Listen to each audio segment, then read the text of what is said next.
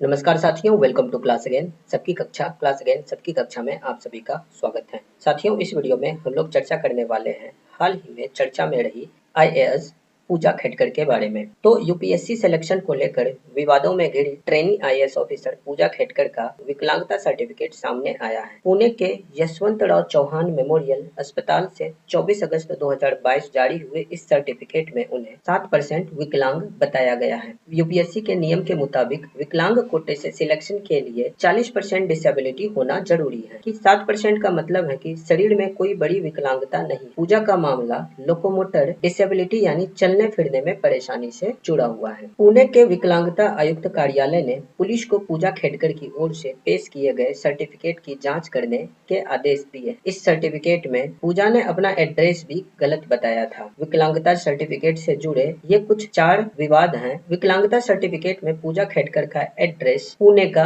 बताया गया है, जबकि इस एड्रेस पर कोई घर नहीं है, बल्कि थर्मोवोल्टा इंजीनियरिंग कंपनी नाम की एक फैक्ट्री है। पूजा की जिस ऑडी कार को जब्त किया गया था वह इसी कंपनी के नाम पर रजिस्टर्ड। दूसरा विवाद यह है कि सरकारी नियमों के तहत विकलांगता सर्टिफिकेट बनाने के लिए आधार कार्ड अनिवार्य है, लेकिन पूजा के सर्टिफिकेट में राशन कार्ड लगाया गया था। विकलांग कोटे से यूपीएससी में सिलेक्शन होने के बाद से पूजा के कई विकलांगता सर्टिफिकेट सामने आ चुके हैं। पूजा खेडकर ने 2018 और 2021 में अहमदनगर डिस्ट्रिक्ट सिविल हॉस्पिटल की ओर से जारी 2 विकलांग सर्टिफिकेट यूपीएससी को सौंपे थे। पूजा ने अपनी विकलांगता सर्टिफिकेट की पुष्टि के लिए दिल्ली में मेडिकल जांच के लिए कई बार अपॉइंटमेंट लिया था, लेकिन बाद में उन्होंने एक प्राइवेट हॉस्पिटल में बनी रिपोर्ट को यूपीएससी में जमा कर दिया था। पूजा की यूपीएससी में गड़बड़ी के मामले में और भी खुलासे हुए। सामने आया है कि पूजा ने यूपीएससी के अटेम्प्ट बढ़ाने के लिए अपने नाम और उम्र में भी बदलाव किया था। सेंट्रल एडमिनिस्ट्रेटिव ट्रिब्यूनल में पूजा की तरफ से लगाए गए 2020 और 2023 के 2 आवेदनों में पूजा के अलग अलग नाम हैं। पूजा ने 2020 के आवेदन में अपना नाम खेडकर पूजा दिलीप राव और उम्र 30 साल बताई। वहीं 2023 में सीएटी के आवेदन में उन्होंने अपना नाम पूजा मनोरमा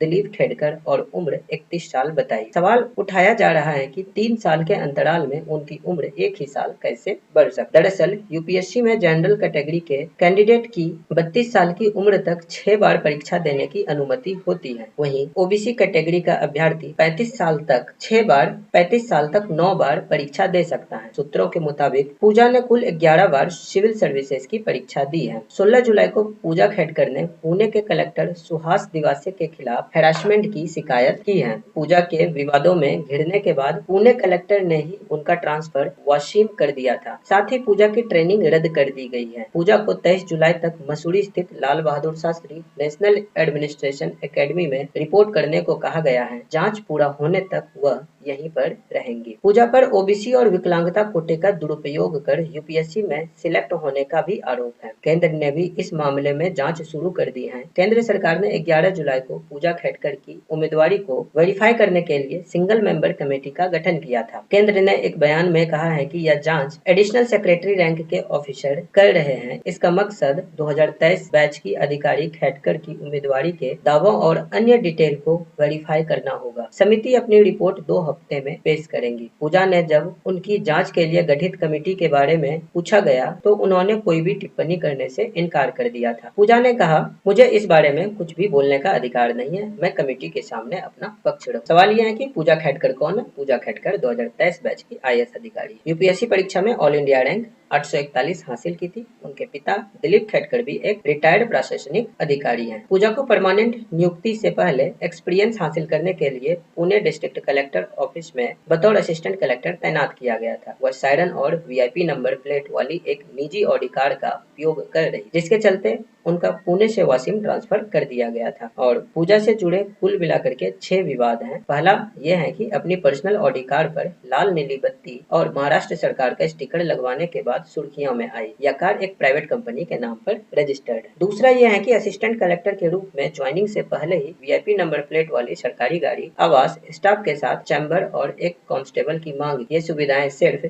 सीनियर अधिकारियों को मिलता है। तीसरा यह है कि पिता ने बेटी की मांग को पूरा करने के लिए जिला जिला कलेक्टर के ऑफिस पर दबाव डाला। पूजा ने सीनियर ऑफिसर अजय मोरे के चैम्बर पर कब्जा करने के लिए वहां से उनका नेम प्लेट हटा दिया। खुद को ओबीसी कैटेगरी से होने का दावा किया, जबकि ओबीसी सर्टिफिकेट के लिए पेरेंट्स की सालाना इनकम 8 लाख या उससे कम होनी चाहिए, जबकि चुनावी हलफनामे में उनके पिता की सालाना इनकम 43 लाख रुपए और कुल संपत्ति 40 करोड़ है। यूपीएससी को दिए हलफनामे में मानसिक रूप से अक्षम होने और दिखने में भी दिक्कत होने का दावा किया है। परीक्षा के दौरान विशेष आवास की मांग की, लेकिन अब तक 6 बार मेडिकल टेस्ट देने से इनकार कर चुकी है। पुणे और अहमदनगर में 7 अचल संपत्तियां हैं, जिनकी मार्केट वैल्यू 17 से 22 करोड़ के बीच है। इनमें से 2 प्रॉपर्टी उनकी मां ने गिफ्ट की है। सातों प्रॉपर्टी से हर साल 42 लाख रुपए वो कमा रही है। तो साथियों, हम लोग यूपीएससी द्वारा गठित कमेटी के फैसले का इंतजार करते हैं और देखते हैं कि उनका फैसला क्या आता है। तब तक के लिए आज के इस वीडियो में इतना ही।